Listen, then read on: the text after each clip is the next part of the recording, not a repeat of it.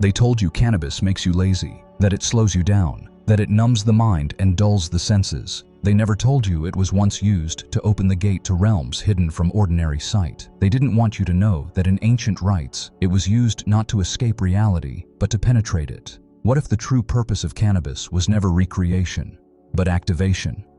Because for thousands of years, seers, mystics, and temple keepers turned to this plant when they wanted to enter deeper states of awareness. Not to get high, to get clear.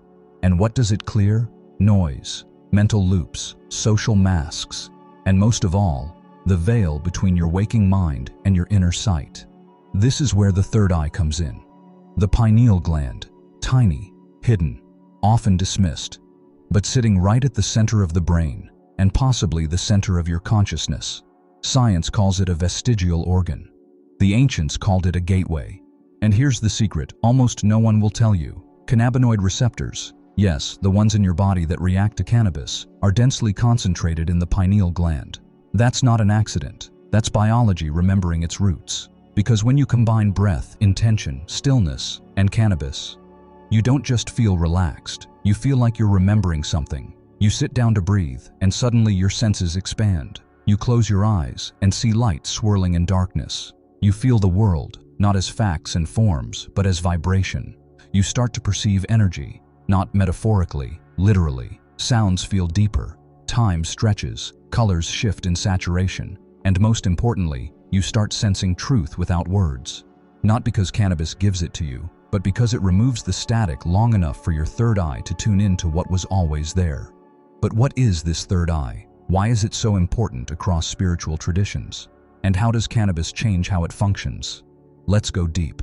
You were born with a compass, not a metaphorical one, a real biological guidance system buried in your brain. The pineal gland, the seat of the soul, as Descartes called it. A crystal-like structure that reacts to light and darkness, that secretes melatonin, and according to many traditions, DMT, the chemical gateway to non-ordinary perception. Now here's the part they don't teach you in biology class. The pineal gland isn't just sensitive to your sleep cycle, it's sensitive to vibration, to intention, to frequency. And when cannabis is introduced, consciously, ritualistically, with presence, something strange begins to happen.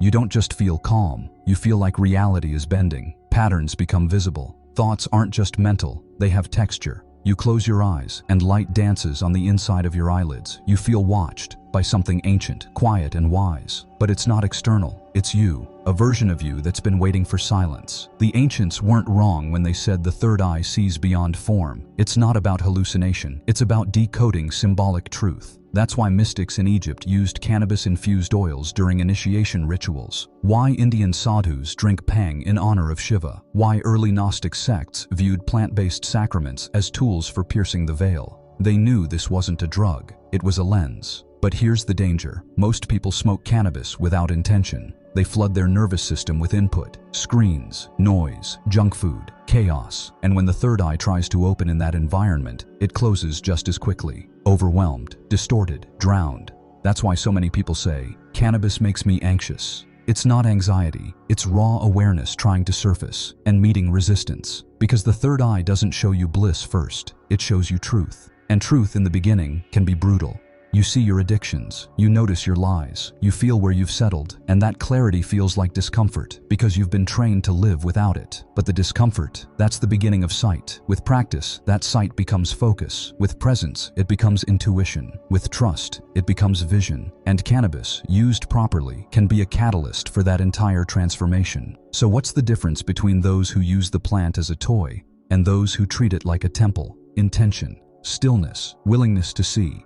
This isn't an accident, it's a strategy. Because if your third eye opens, you start to see systems, not just spreadsheets or governments, energetic systems, patterns in conversations, vibrations behind words, agendas embedded in culture. You start seeing beneath the narrative, and when you see that deep, you don't comply blindly anymore. And that, right there, is the threat. The masses were never meant to awaken, they were meant to consume. So cannabis, one of the most ancient plant tools for inner vision, had to be rewritten.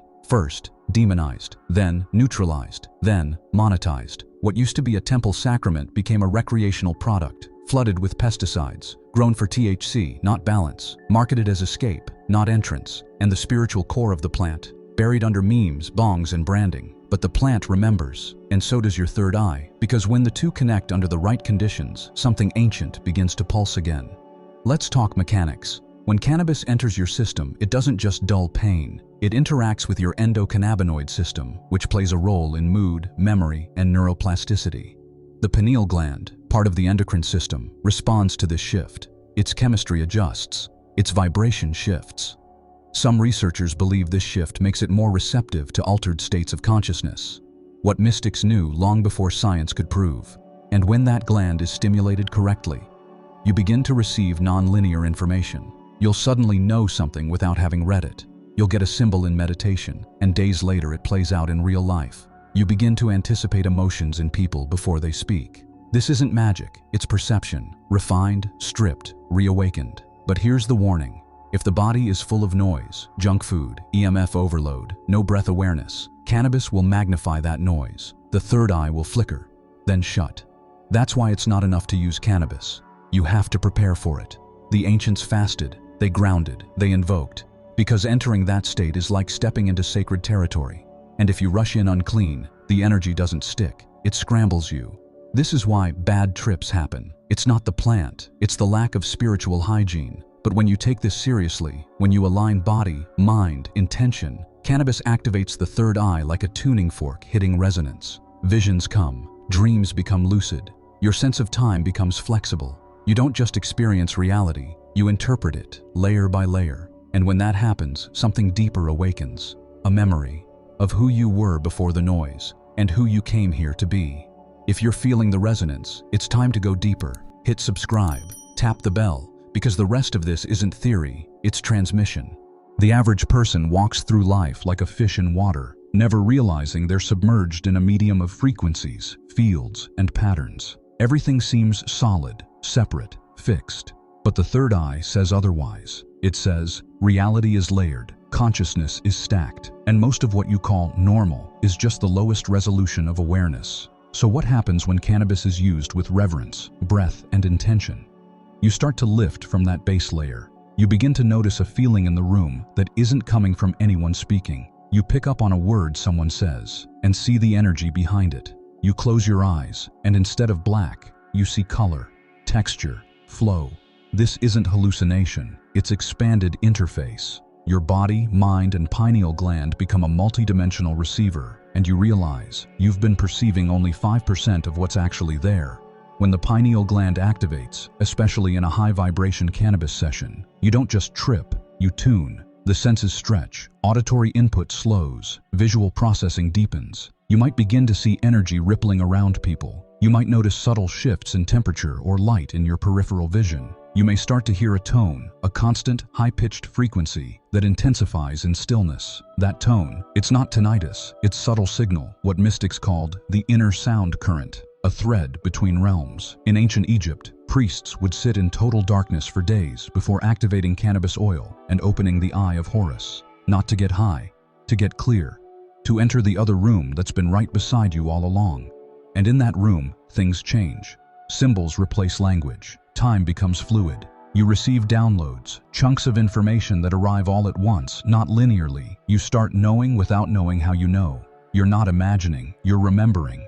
But here's the deeper secret. When you see with the third eye, you don't just see more. You see truth stripped of illusion. That includes illusions about yourself. You begin to recognize where your identity is built on protection, where your habits come from trauma, not choice, where your energy leaks into people-pleasing, doubt, avoidance. It's humbling, but it's freeing, because once you see it, you can't unsee it. And once you feel the clarity that comes with that seeing, you'll never want to go back to being blind. So now the question becomes, are you willing to stay with the truth when it burns through your comfort? Or will you try to smoke your way into bliss and block the very door you just opened? Because cannabis can't choose for you. It can only point. The vision is a gift, but integration is the path. Let's get real. This isn't just about perception. This is about identity deconstruction.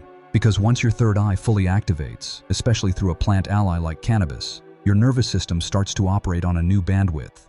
And the first thing that happens, your stories begin to dissolve. You stop believing you are your past. You stop mistaking memory for truth. You stop defining yourself by traumas you never chose, but still replay. Instead, you start observing your own reactions as data, You say, "I'm anxious." But now you see the energy forming the anxiety, how it starts, where it pools in your body, how your breath feeds it. You say, "I can't focus." But now you watch how your thoughts fragment, and you begin to slow them, string them, shape them. This is the shift from unconscious to conscious architecture. You become a designer of your inner state, and cannabis, when used as a sacred amplifier, lets you do that work in real time. Now let's talk physiology. Most people think the third eye is just a spiritual concept, but the pineal gland has actual photoreceptors, cells similar to those in your retina. That means it responds to light, not just physical, but subtle light. Energy, frequency, color, vibration. When cannabis activates your ECS, endocannabinoid system, it enhances the sensitivity of these photoreceptors. It turns up the signal. Combine that with breathwork, silence, body stillness, and the result is a kind of neural symphony. You start to perceive your thoughts as waves. You feel chakras shifting. You notice the difference between mental noise and intuitive knowing. Your spine tingles, your palms pulse, your awareness stretches several feet beyond your body. You become the observer and the field. And what happens when you live like that repeatedly? Your electromagnetic field recalibrates, your voice changes, your eyes carry weight. You enter a room and the energy shifts before you say a word, because you're not carrying just presence, you're carrying clarity. You see the unseen, you respond, not react. You're guided by a rhythm that isn't logical, but exact. This is when cannabis becomes irrelevant, not because it stops working, but because you've integrated the frequency it pointed to. That's the point. The plant isn't your power, it's the mirror. And once you've seen who you really are in that mirror, you remember, you embody, you transmit. That's why this scares systems built on control, because a person with an open third eye doesn't need convincing. They feel what's true. This is where it all converges, because once your third eye opens, truly opens, there's no going back to the lie. You see through performance. You feel the distortion in conversations. You notice how entertainment isn't entertaining, it's numbing. You watch the world try to sedate itself while you're waking up, and that awakening is not bliss at first. It's grief. Grief for the time lost believing you were broken. Grief for the truths you ignored because they were inconvenient. Grief for the version of you who begged for love through compliance. But as the grief moves, something else emerges underneath. Vision. Not goal setting, not future projections. Real vision. Inner knowing. Prophetic sense. A direct connection to the now that reveals everything that needs to be done or undone. And cannabis, it stops being a substance. It becomes a teacher. You learn to listen instead of smoke. You learn to sit instead of scroll. You learn to tune instead of escape. You move from curiosity to initiation, from consumption to communion, and the activation of your third eye becomes more than a spiritual milestone. It becomes a way of living. You breathe differently. You walk slower, but deeper. You speak less, but with more precision. You no longer seek to find yourself, because you realize you were never lost. You were just looking with eyes that couldn't see. Now the veil is thin. Now the signal is strong. Now the world looks different because you've changed your lens. And that's what no one can take from you. Not governments, not media, not algorithms. Because when you've seen through the eye of truth, your perception becomes power. And that power is how you remember why you came here. So here's your question. If you stopped numbing and started listening, what would your life begin to reveal? Drop your answer in the comments, not just for me, for the others like you, waking up right now.